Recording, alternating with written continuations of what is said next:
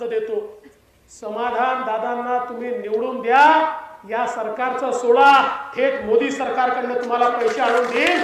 आणि ही जी 35 गावांची योजना आहे याच्याकरता थेट मोदी साहेबांकडनं पैसा तुम्हाला आणून इथली योजना आम्ही पूर्ण करून दाखवू। आणि जसं आता प्रशांत मालक सांगत होते तसं नाही की एका निवडणुकीत पत्र, दुसऱ्या निवडणुकीत अजून काय, असं नाही। मी तुम्हाला ताकदीनं या ठिकाणी सांगतो, समाधान दादांच्या उरलेल्या 3.5 वर्षातच या ठिकाणी हे काम आम्ही निश्चितपणे पूर्ण करून दाखवू। पण त्याकरता तुम्हाला दादांना निवडून द्यावं लागेल, कारण दुसरा लोकप्रतिनिधी या ठिकाणी आला तर तो आमच्यासोबत येईल कशाला आणि तो त्या ठिकाणी काम करेल कशाला।